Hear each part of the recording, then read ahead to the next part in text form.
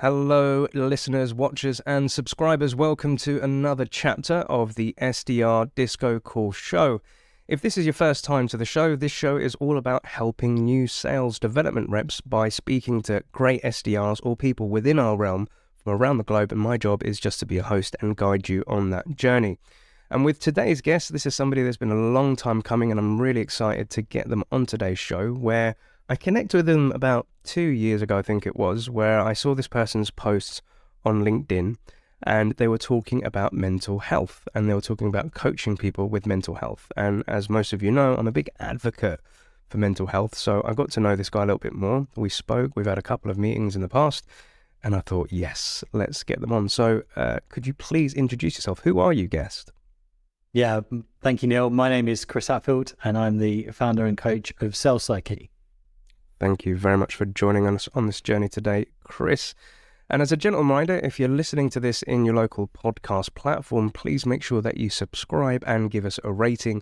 And equally, if you're watching this on our YouTube channel, please make sure that you like, comment, and subscribe. And if you've got any feedback or questions for the guests, leave them down in the comments section below. But Chris, could you tell us whereabouts in the world are you based, and what is Sales Psyche and what do they do? Yeah, I am in good old London. And Sales Psyche is focused on working with sales and commercial teams to help them better understand and manage their mental health, mindset, and everything in between through a mixture of confidential one-to-one sessions and live and on-demand training.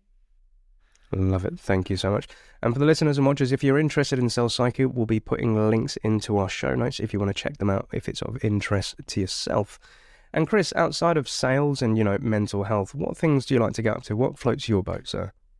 Yeah, I mean, I'm a big advocate of practicing what I preach, and I think it is so important to have all these, I suppose, non-work identities and interests. So very active. I see that as my kind of one form of therapy, which comes in the form of gym, jiu-jitsu, football, bit of a mixture there. Big advocate, of course, with delivering content of always learning. So big fan of listening to Audible, like audiobooks, reading, and just I suppose learning from other people is a real interest of mine, which just so happens it's a nice thing that's part of my job as well. Absolutely. And I'm a massive foodie as well. Absolutely love it. And you're right, you're somebody that does create a lot of content, and I saw something this morning around a post. Where was it? It was so good that I had to put it back onto my Facebook and my LinkedIn. But it was along the lines of, why are they ghosting me? I would never do that. Have you ever caught yourself saying something like that? And egocentric thinking. And I was like, yeah, I do that a lot because it's based on my values, and I think people should follow those values, but I have to understand that they don't, and I can't control them. And I learned from you. I've learned a hell of a lot from you, and I've shared it with teams and managers, etc. So again, for listeners and subscribers, please check out Chris's LinkedIn profile with his content and obviously his blog. And you also have your own podcast as well. Is that right, sir? I do, yeah. Hey Psyche, How Do I podcast. Love it. And speaking of LinkedIn, as we all know, ladies and gents, we typically share screens because we want to visit and check out this cool dude on LinkedIn. So Chris Hatfield. So as mentioned, you can check out all his links with his podcast and content he puts out there. Really highly recommend Chris's content. But if we go back to way back in the day, we can see that you were working at Judith Grace Marketing as a field sales team leader, a recruitment, and as a sales manager. You were a senior associate at Inspire People. You worked at Avanta. You'd also worked at Natural Training, very familiar with that company, got a bit of history with them. Payment Sense, where you were head of sales enablement. You was a sales coach, mindful sales coach, trainer and consultant at Not Another Sales Guy. Love that. You're a member at Rev Genius. You've worked with Revenue Collective. You're an angel investor, and most importantly, a founder and coach at Sales Psyche for the past 2 years. Congrats to making it the 2-year mark as well, sir. Saw that celebration on LinkedIn the other day. Thank you. But Chris, in your own words, could you walk us through your journey of how you started off and how you got to where you are today, sir? Yeah, I mean, I suppose it all starts with where I started, really. I'd come out of uni. I did sports coaching degree and had an interest of getting into sport, but like old chicken and the egg, you come out and you think, well, I need experience to get a job, but I can't get a job without the experience. So yeah. Like most people did back then, and I'd like to think it's probably still a bit the same now, but it's more of a conscious decision, but I fell into sales. And it was door-to-door sales. Okay. 100% commission only, go and knock 100 doors a day, loft and cavity wall insulation, and eventually solar panels. And that's where I was faced with my anxiety. It sort of first came out. I sort of think it was probably there at school or university, but it was something I wasn't aware of. And back then it definitely wasn't talked about. So it kind of, it really hit me hard, particularly in that environment. And initially it kind of crippled me and made me feel on those days like, you know, I don't want to go out. I don't want to sell. I can't do this. And 100% commission, you're not selling, you're not earning. And part of me was thinking, well, maybe sales isn't for me. Maybe I should go and do something else. And I thought, well, no, because there's a certain element of selling in every part of your life. Yep. And I wanted to, you know, face it head on and better understand how it could serve me rather than sabotage me. So that's where that initial interest came from, to better understand and want to better understand my mindset, my mental health and well-being, and apply my sports coaching to myself, but in a different angle, which led me to doing that and then building a team of around 30 people around me through that role. I'm doing that for 2.5 years and learning so much about myself. I think, you know, it really helped me develop the ability to be resilient, to be able to deal with knockbacks, to focus on the controllables, and also just speaking to people, and a variety of people, over 100 people a day in person, which, you know, you're knocking on their house, which is can be the most evasive thing ever. So, you know, it's how you disarm people and build that trust. So that was a really good experience. And I think that's really built a lot of foundations for me in my work, but also developed me as a person as well. And if we can pause there for a bit, because there's a lot of relatable things that I can sense there, like with, you know, the anxiety, the self-worth, and seeing oneself and then wondering, okay, I'm going into this job and maybe I'm not built for this. And I think with a lot of our listeners, and SDRs and myself included, we come across those things. And you know, it's common, like as a former SDR manager, when I've, you know, hired somebody through a recruitment process and it's like a month in, and you can see the anxiety in their tonality, the way they're speaking to you, they're just like, oh, I don't know if I should be doing this. And I'll always try and create a safe environment where they can be just as honest as they want. And it's trying to get them into the belief that, you know what, I really do believe in you and I think you can do this. It's just, it's really new for you as well. But a key point that you picked up, Chris, which was something that I've harped on a lot to friends and family and, you know, colleagues and everything, where, you know, it wasn't spoken about as much. So if we had the anxiety, there was a fear of owning up and being vulnerable and talking about this. And, you know, even in my own family, which was very dysfunctional growing up, we never spoke about our emotions. Like I couldn't approach my father and talk about these certain things. And, you know, you never wanted to seem weak in front of certain people as well. And especially when you get into a job, like you've told your family, your friends, yeah, I'm going on this new career. I'm going to like change the world. I'm going to do things. I'm going to become somebody. And then there's that fear that sets in. Like, as somebody that helps people with their mental health and mindset, any quick tips on, you know, when you start recognizing these things and how to bring up those sort of conversations with people? Yeah. And I think even before that, it's not just about talking about it, but it's knowing what to talk about. I think, you know, the most challenging things can be able to label something and identify, what is this? The amount of people I'll speak to and they'll be like, oh, I didn't realize I had imposter syndrome or burnout or limiting beliefs. And then once you've labeled it, it's like, oh, that's what it is. It's not, you know, and it is something that different people experience versus, am I the only one? Yeah. So I think it's also that. I think one of the things is recognizing you aren't your own thoughts and not getting wrapped up in that and thinking not everything you think is necessarily true. And the first thought is often not the right thought. And one thing I always say is think about how can you challenge your thinking.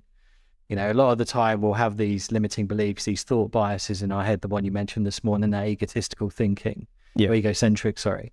But we then hear all this advice of, well, just have a positive mindset, or just be resilient, or just positively manifest it. And that doesn't work. That's the worst piece of advice you can give someone, because it's not a choice. No. It's like telling someone to cheer up you can't just produce serotonin on tap to feel happy. So rather than just telling yourself, and particularly when you're in that primal state, it's like child does not want to be told what to do when it's upset, because it will just rebel even more. Is don't try and tell yourself what to think, ask yourself. So turn it into a question. Your brain is very much like a Google search engine. Anything you type in is coming back with evidence. If you're typing in these limiting beliefs, it's going to come back with evidence. So challenge your thinking, turn it into a question, like, how can I hit target? How can I feel more confident? How can I feel more comfortable in this role? What's one thing I can do to control this call?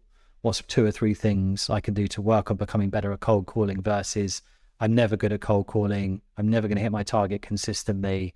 I'm always going to struggle speaking to these types of people. If you tell yourself that, you're going to go and look for all the evidence, which confirmation bias is linked to back it up. So challenge your thinking is one of the biggest things I recommend to people. I absolutely love that. And you're right. And,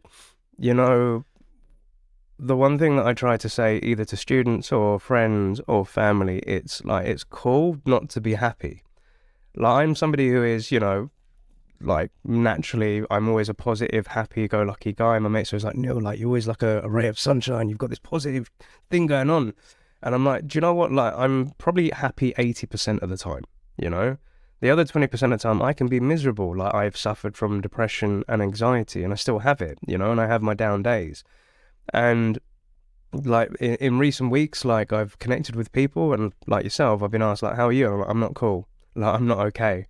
But I also understand that this is a temporary feeling and it will pass. Same way with happiness, not everything's always going to be happy. And I think we have to be very careful of trying to chase this constant happiness and this serotonin feeling and just all these oxytocins and stuff going on in our head to feel happy, because it's not natural. Like, if we don't feel those emotions, and, to your point, challenge yourself, rather than me saying, yeah, I'm just depressed. I ask myself, what is making me depressed? Is it work? Is it the stuff that I'm engaging with? Is it like the people that I'm connecting with? Or have I not rested that much? Am I not enjoying work? Is it because of the type of work that I'm doing?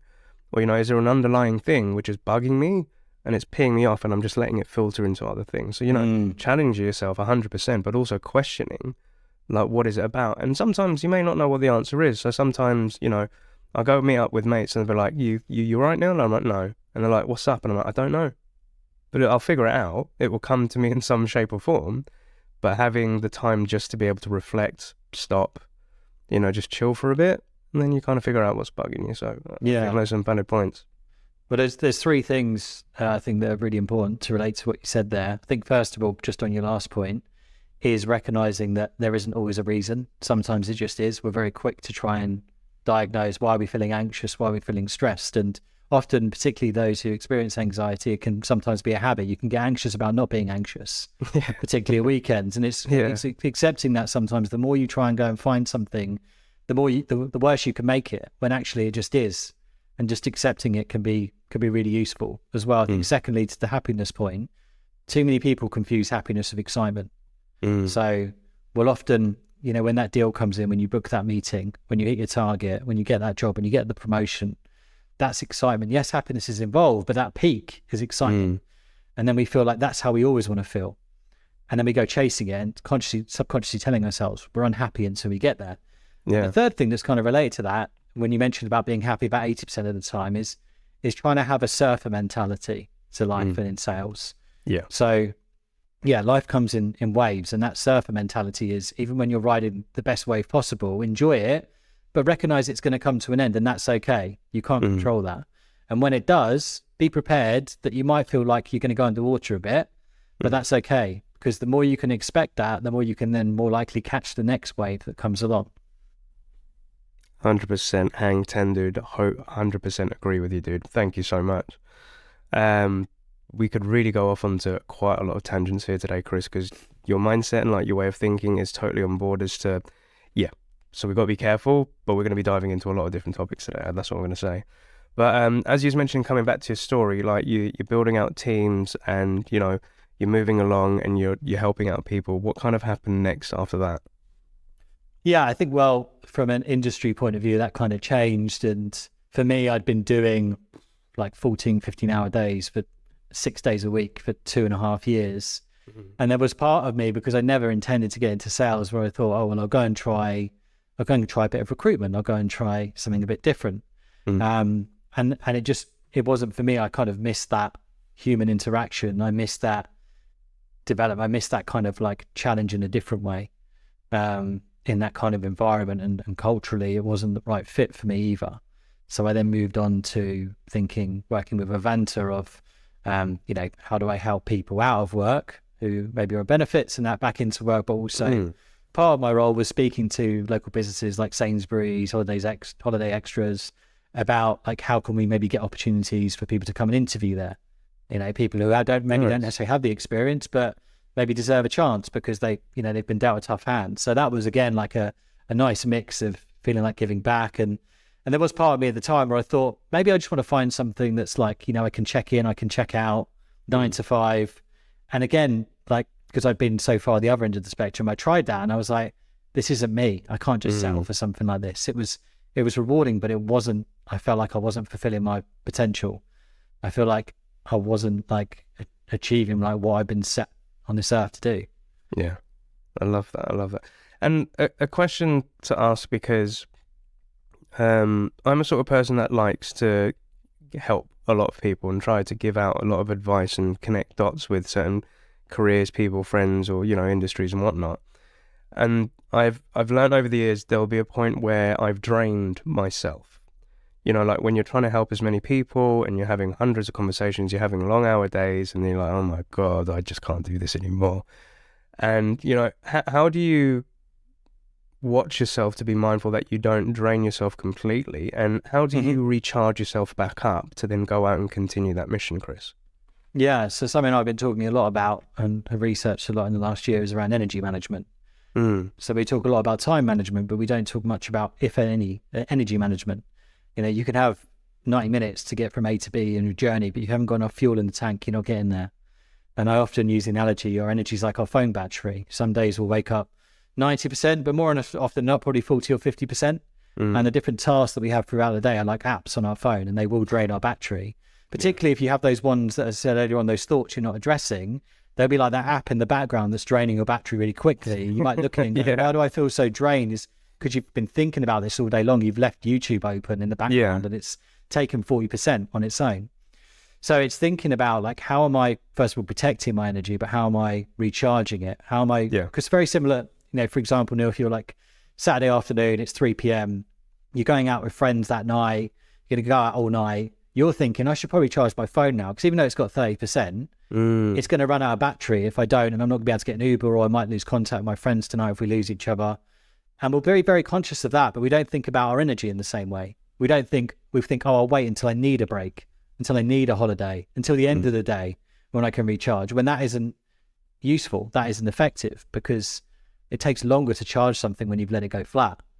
So it's thinking about proactively identifying, back to your question, of what are your proactive and reactive charging points throughout the day, and scheduling the proactive ones in and having the reactive ones available for when that call doesn't go to plan or that email comes back you weren't expecting, to be able to bring yourself back up. So for me, like, I'll always make sure I get out for a walk a day. That's like my non-negotiable. Working out in some form or another, listening to a podcast. I have particular playlists that I have that I've kind of anchored into. This is my way to recharge as well, because, as to your point, it's so important to be able to do that. 100%, and it's even making me think about this weekend just gone. So I have a schedule with my son where I see him one weekend, and then the following weekend it's like I'm free to do what I want to do. Normally what I do is, because I'm free and I don't have any responsibilities, I want to catch up with mates, I want to go out, I want to go for drinks, I want to do this and do that. And it kind of came to this weekend where for the last 3 weeks I've not been feeling very well, and listeners and watchers, you can probably hear it in my voice. And it came to the weekend and friends said, hey Neil, do you want to go out? And I paused and I was like, no, I don't. I actually just want to chill indoors and, watch a couple of films. And it got to Sunday evening, I was like, I felt rested. I'd had good solid 8 hours sleep Friday, Saturday, Sunday. Felt recharged. I was able to go to the gym, so that when I came on Monday, I was like, I'm fully charged, dude. I can like take on the world and take on the week. And I haven't felt like that for a very long time. And like you said, having non-negotiables. So for me, it has to be at gym 6 a.m. I have to do that to give me energy to keep going through the rest of the day. And I've put in recently that, by lunch, by 11:30, I have to stop reading any emails or any content on LinkedIn. And I have to go for my walk. And I have to have my walk before I'm allowed to have my lunch.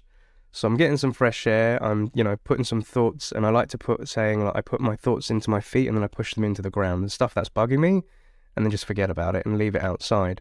And then I can come back in and, crack on for the rest of the day. And then it gets to 5 o'clock, and that's when there are no more emails. I just have to write a to-do list of what I'm going to do tomorrow, and whatever didn't get done today, that can be done for tomorrow as well. But as you said, kind of going back to your story of, thinking about, okay, I'm going to do a 9 to 5. You realize you weren't put on this earth to be doing that sort of routine that's not fulfilling you. What happened after that, Chris?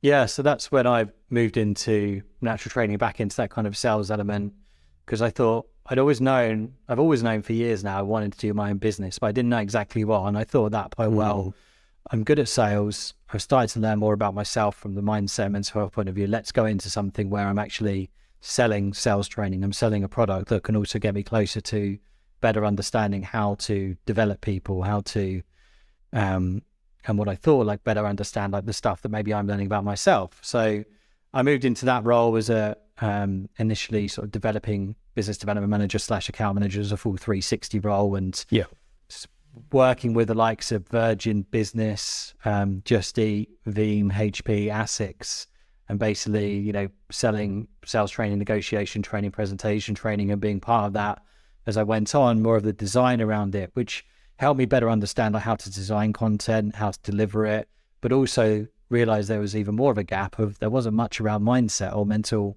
health, anything around mental health at all. It was never really being requested. It was never really being positioned. It was never really being like, oh, you didn't put this in there. And that sort of, again, started to build my realization that there just isn't enough here. I met probably one of the best cultures, if not the best culture I've ever worked in there, still in touch with a lot of people from it. And it just gave me a real good understanding of it. And at the same time, gave me a real nice challenge. I still am the top performing revenue person there for 1 year in the business. I hit my target 1 year by June for my annual target. Nice. So it gave me a lot in a number of different ways. I love that. So as you said, like, you know, you're delivering this sales training around like 360 sales, like negotiation, and then you're also seeing this gap. But that beautiful thing of, and I experienced this myself, of like, I want to run my own business, but I don't know what the hell I want to do or what it's going to be around. And it's going through those motions and then realizing those gaps and then seeing it. And then one day it pops in your head, you're like, right, that's what I need to help in. Because I remember, you know, when I first started out as an SDR, my VP of operations said to me, like, what do you want to do in the future? And I said, I want to run my own business. And he's like, what is that? And I was like, I have no idea. But I know that if I follow this path, something's going to happen. Something's going to rub off on me as well. But how do you take spotting a gap and having this ideation and then, you know, creating something? How did that process work for you, Chris? Yeah, I mean, at the time it was a sort of slow one. I mean, I used to, you know, going back to that point, I used to come home and watch all those motivational videos on YouTube but not know what to do with the motivation. I was like, I want to do more here. I want to do something, but I didn't know what it was. So initially, and this kind of jumps forward a bit to when I started a Payment Sense as the sales coach, I knew like that urge was growing and growing even more so. And I'd left natural training. I'd decided after some disagreements that, you know what, I've got morals, I've got ethics, and I'm not going to be treated a certain way. And I was really proud of sort of at the time leaving with nothing in mind. Went away for 6 weeks, did 6 countries in 6 weeks. And wow. I think I did Greece, Croatia, Laos, Cambodia, Bali, and Canada. Nice. Bit of a random kind of order, but well worth it. And came back, and then it sort of inspired me even more to think I wanted to be the master of my own destiny. So that's when I started my own podcast back then, because I thought rather than going from quitting my job to start my own businesses, well, what do I want to know? I want to build a network. I want to better understand and learn from people, and I want to build my brand. So I thought, probably very similar to you, like, I'll start a podcast, and that was not another sales podcast. And I'm always that person who, when I have an idea, I think the longer you leave something, the more likely you are to create barriers to it. So I had an idea of a podcast, and that day I was like, let's just message 2 or 3 people that I already know on LinkedIn and just ask them. This is the podcast. This is what it's about. It's not another sales podcast. It's talking about mindset and not necessarily mental health at that time. And that started that kind of wave. And then after the podcast, I had people starting to speak to me going, oh, can you come in and do this talk on this and that? And I started to recognize that. Yeah. So I suppose, and I'll come to it with Sales Psyche a bit more, but the first kind of point there is just think, how can I start? Like, how can I build something on the side, that brand, that awareness, rather than thinking, I don't know necessarily what it is yet, but how do I create a medium with, you know, whether that's a podcast, YouTube, TikTok, Instagram, just some channel to then start sharing that. I love it. You're right. And, you know, it's a case of just do and just go for it. I think a lot of the time, including myself, like before launching my business, wanted to do it, but I was hella scared. because I didn't know how it was going to turn out. And I think a lot of us sometimes want to start things and we want to see the end result, or at least have a path carved for us that looks exactly perfect. We know how it's all going to pan out, but that's boring from my own point of view, right? It's the uncertainty and the unknown which makes it very exciting. But, you know, with a lot of great successful people, it's just starting that initial thing. So if it's that podcast or if it's that first discussion, I remember with me in like happy selling, like training and coaching, it was just finding an SDR that needed some help. Well, it was 3 of them, and then just giving everything that I'd learned, but I had no curriculum, I had no website, I had no methodology of happy selling everything. It was just stuff that I knew. And what I also learned was, you know, the best way to learn is, once you've learned something, is then teach it. Teach what you've been taught yourself, and then give it to others and spread that knowledge. And that kind of snowballed into somebody saying, hey, we've got another company that needs some help. Can you do what you did with us for them? And then it just, you know, started networking and spiraling out. And then, you know, when being hit by the pandemic, when I didn't have any work, I was like, right, what can I do? I want to help people. Best way to help me is by helping other people. And I thought, okay, I want to help some other SDRs that are going through the pandemic, trying to figure out how you do this SDR gig. Never had done a podcast in my life, was scared, hella scared. But let's just record it, let's just see what happens. And then, you know, 2 years later, and I'm now talking to the great Mr. Hatfield, and we're on a show. It started off there. And it's just, you know, that taking that leap of faith and just going for it and having no idea how it's going to pan out. But that's sometimes one of the most beautiful journeys. And, you know, that old saying of life is, it's not about the destination, it's about the journey. And I think from my point of view, I just want to see how freaking long I can keep going, dude, because I have no idea when it's going to end, right? Yeah, I heard I think from a Get song recently, the journey is the film. Love it, love it, love it. You're right, 100%. And we're making a movie, dude. We're making a big movie here right now. But you know, like you on this journey and helping out. And I was curious to know, because again, running for the last 2 years, like when I saw Sales Psyche, like on my LinkedIn feed, and I started seeing this guy come about helping with mental health. We were going through a pandemic at that point. You know, the world had completely flipped upside down. I was impacted big time with my business, and I saw this guy helping out with mental health, which was a key thing for a lot of people that needed back then, especially going through that pandemic. What was it like being around at that time and doing what you're doing, and like how did it all come together with Sales Psyche as a business, mate? Yeah, well, at the time, you know, the pandemic hit. I was head of sales enablement for Payment Sense, now Dojo. We had 500 field sellers. I'd hired a team of about 12 coaches, and I really feel like I had a job for life there. You know, a great culture, not in an arrogant way, but in that kind of piece of you know, I was even said, like, if it doesn't work out, you can always have a job back here. Yeah. But yeah, I felt like, you know, that was great. But I've always been a big believer in, I just never want to settle. I never want to just, you know, I sort of thought, yes, it's enjoyable, but it's not mine. Yeah. And I think that's the thing. A lot of the time in life, we can settle with things thinking, well, I'm not unhappy, but it's like, yeah, but are you truly happy? Are you truly finding something that's fulfilling you? And I'd been on furlough for 4 months from April 2019. And you'd think I'd think of starting a business then, but I didn't. But what I did is work more on my side gig then. So I was doing some more of the talks and workshops for people, some of it just free of charge, off my own back, because obviously it was a time where I think people needed it. And that's where I think it sort of came back and realized, you know, that's what I'd been really enjoying after those sort of 3 or 4 months is, and I thought, look, the pandemic had meant that we were talking more about mental health, but still very much from a reactive point of view. We were waiting for something to happen, and particularly in sales, waiting for someone to be burnt out, not hitting target, not motivated. And I thought, there's all this great content in sales training out there, which I'd been part of, but there isn't anything around mindset and mental health. And there's all this great mindset and mental well-being stuff, but it doesn't always relate to salespeople, or it's not delivered by people who've sold and can relate to people and be in their shoes. So I thought, let's go and start this. So I spoke to a few people, about 2 or 3 people. And again, that's all I needed. So I went into work the next day and said, handed my notice in, you know, I've got 3 months of gardening, 3 months of leave, sort of annual, whatever it is, to take. And then thought, right, okay, let's get to work. And I come in the next day, and, you know, because we had such a good relationship, they said, you can finish today. We'll pay you 3 months of gardening leave. Go and start a business. So I went and met my friend, John Limber, who now runs a business as well in the pub. And we designed the website and the logo, and went from there. I love that.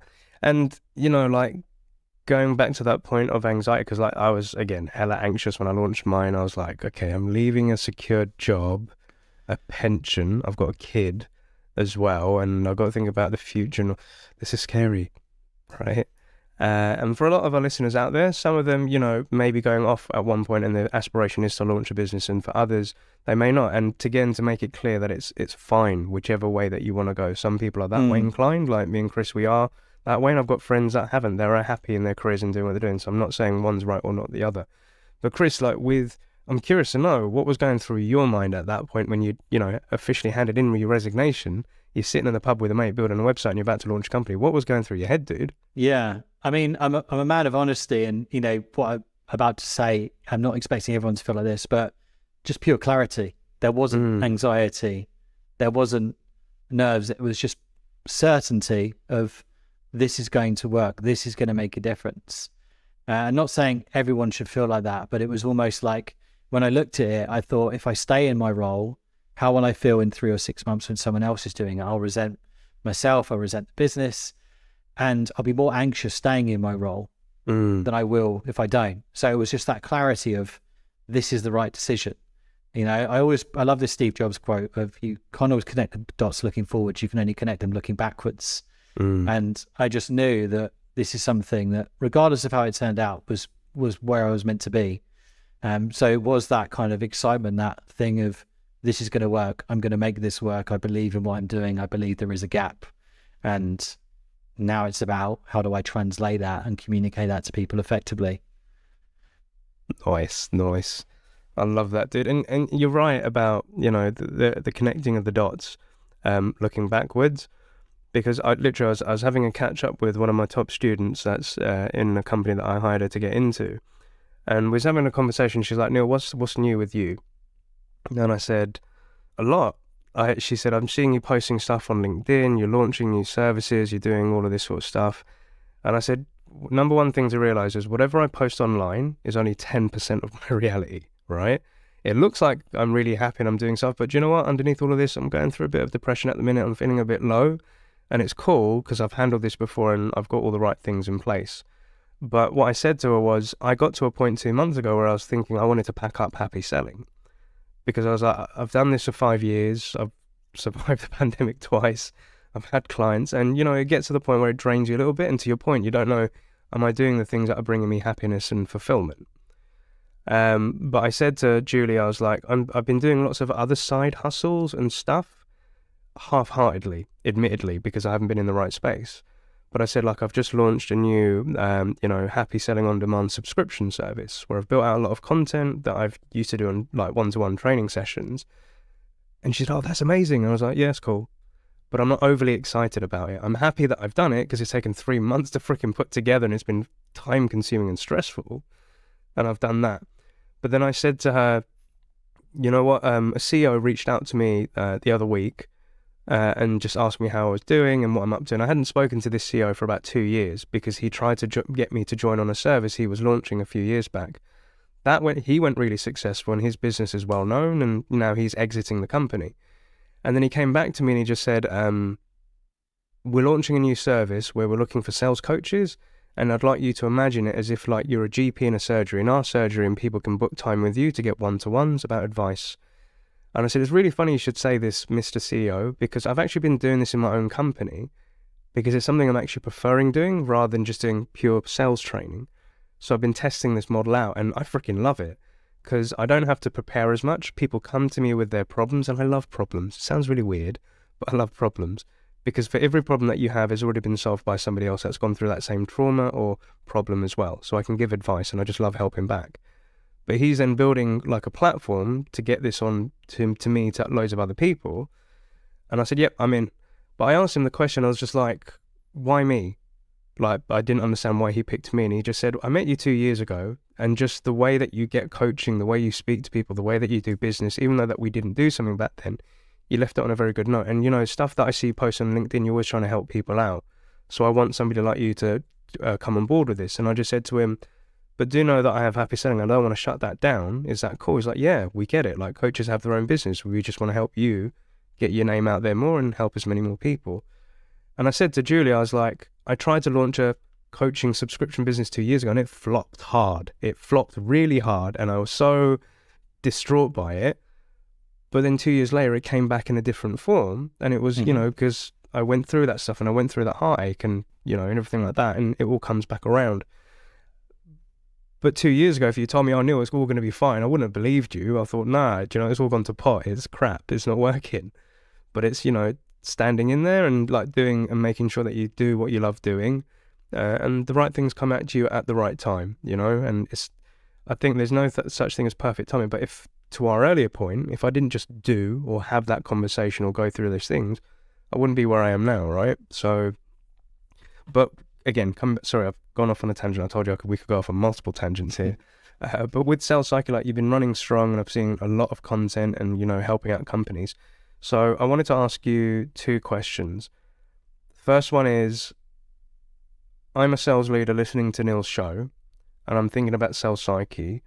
What's the right time to bring you in, or what's kind of like, what would trigger off having to call somebody like Chris to come into our business? When would we need somebody like you? Yeah, I think ideally you're not even looking for a trigger. Again, going back to what I said earlier on, it's being proactive. Yes, like, we can come in and work with teams when there is an issue around people's mindset, mental health, around limiting beliefs, an issue with stress or burnout, that resilience piece that I've mentioned, energy management that we talked about earlier on. But in the same way you'd hire a personal trainer at the gym or going to the gym is thinking about proactively, not waiting to start eating well until your doctor says so, or not waiting to start working out until you're overweight or you've got health issues. Is thinking about how do we equip people proactively, the same way you do with every, probably, from a sales leader's perspective, we talk about the tech stack and all these tools that we have, but the biggest tool that we have is our mindset. And that is something that if we don't invest in the right way, doesn't matter what we've got around us, we're not going to be able to function to our full potential if we don't. So I think it's that proactive piece. If you have a sales and commercial team, we work with teams that are from 4 to 400 to 1,000. So, it doesn't discriminate on size. That's the thing, is if you've got a passion and you see, which I think most people do or are starting to see, the value of supporting your team's mental health and well-being, and recognizing that can therefore help them be a better person and better versions of themselves, or truer versions of themselves, which also then helps with their sales, then there's the reason. I love it. And you're right, it's about being proactive rather than reactive. Like, I don't want to wait till I've completely overweight and I'm not functioning properly as human, that then I have to go to the gym and try and fix myself, because it's going to be even harder then. But if I'm proactive and I keep myself healthy, then it's easier to maintain. Totally get it as well. So the second question has 2 parts to it. The first part, let's be true to our audience for the moment. For SDRs, we've got a manager who just doesn't get me, or I feel fearful of bringing up things that are going on in my personal life, which is actually impacting my job. And I feel that I'm going to be castrated if I bring up I'm just not okay, boss. What advice would you give to that young person to help them out, have that discussion with their manager, Chris? Yeah, I think there's probably 2 or 3 routes. I think the first one is thinking, it might not always be your manager. Is there anyone else in the business? Is there HR or people that you can speak to for more of a confidential conversation? Maybe even asking them, how do you think I could broach this with my manager? Because I can give advice on here, but every situation is unique. I think secondly is, if they're not bringing it up, is think about, rather than we can't always change the way someone starts a conversation, but we can change the way we respond to it. So the common question is, if people aren't doing it, they'll just flippantly go, how are you? Or how have you been? And even just answering, I've been a 7 out of 10, 6 out of 10 recently. And they're going to go, what does that mean? And then that's your cue to start speaking about it. And then they'll, again, trying to change the way you answer a conversation can train people or encourage people to maybe check in and go, oh, you said you were 6 last week. Like, how are you now? Around it. So that's the second thing. And thirdly, if you try those things and you are in a situation where you feel like your manager is probably having a negative impact, then, think about, is this place for me? Because I think there are more and more companies recognizing the importance of this now. It's not a perk. It never was. It's basic hygiene.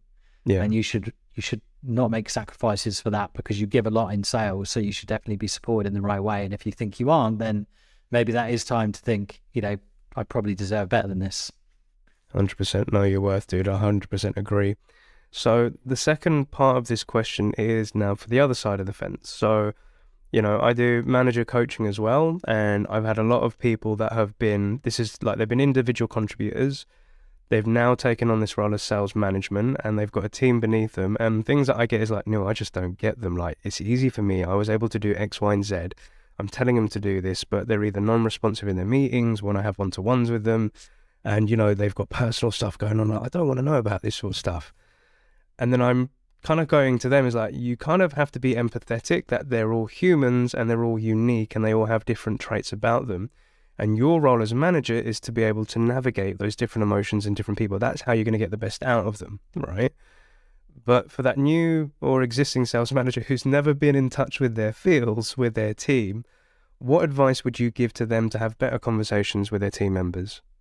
Yeah, I mean, if that is that statement you said about not wanting to know this about them, I would say management isn't the right avenue for you if you don't want to understand what someone might be wanting to tell you. There's a different level, of course, of, what I'm not saying is that, they can just talk about their personal life and vent and not talk about work.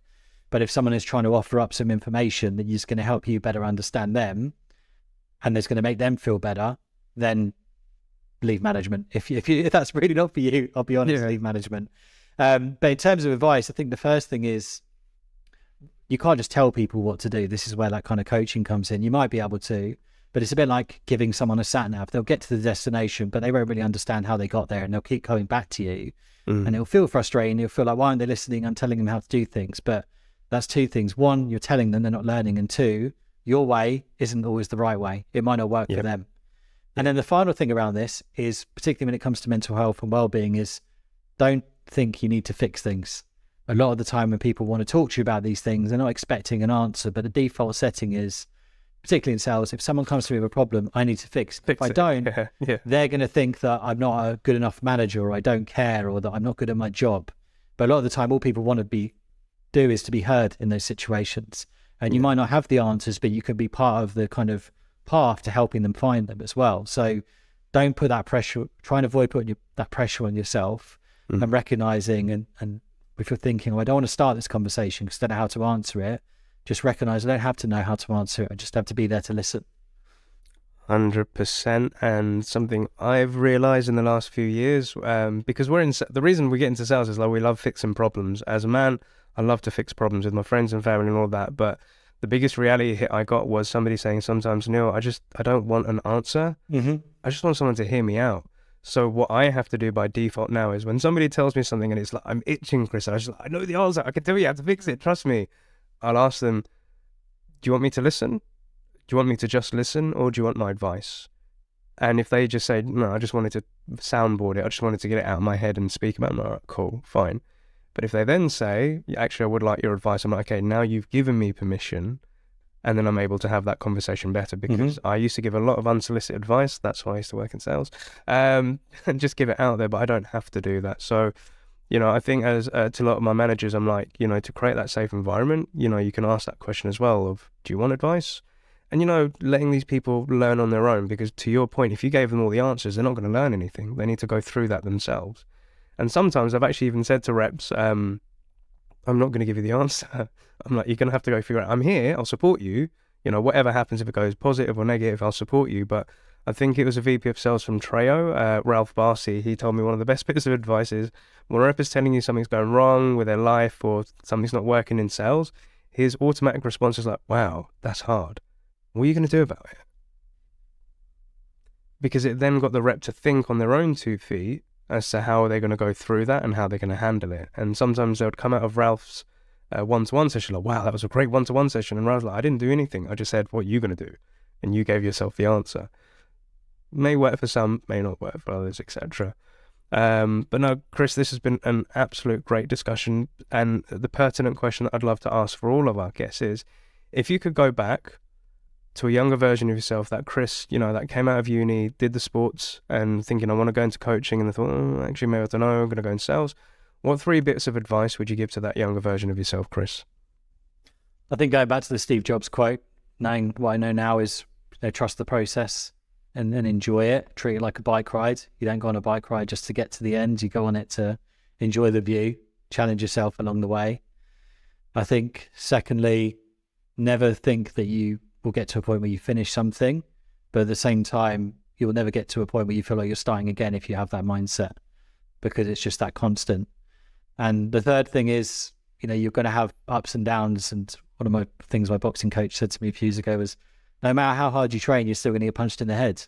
Yeah. So, whatever we do, whether it's selling, prospecting, managing our mental health or well-being, it's not about stopping those bad days or moments or knockbacks from happening. It's being able to identify when they do and recognizing what you can do to bring yourself back to the true version of yourself. Solid advice, my dude. Thank you so much. And are there any shout outs or kudos that you'd like to give on today's show, Chris? Yeah, I think, one thing that's really helped me build Sales Psyche is having people and leaders that are a massive advocate of this in the industry, and more of them are growing. And I've seen some great people doing this, like Ollie Sharp, who's just left Sales Loft. Yep. Sean Hayes from Aircall, who I posted about last week, is one of the companies we work with. They're great examples, and not only have they been great at championing internally, but also particularly Ollie, doing a lot of work with me and podcasts and webinars and introductions. A couple of other people, James Ski from Sales Confidence, obviously a big advocate of this as well, and Pete Crosby as well, who's always got a good bit of insight and lending their ear. And finally, I will say Laura Moniz-Darrigal, now Better Up, because she was one of the people that I spoke to before I left my last job to start Sales Psyche. Shouts and salutes to all those people, especially Ollie as well. I got the pleasure of actually being able to hug the guy for the first time in real life a couple of months back when I went into the Sales Loft office. He's a top dude as well, but special shouts out to all the team out there as well.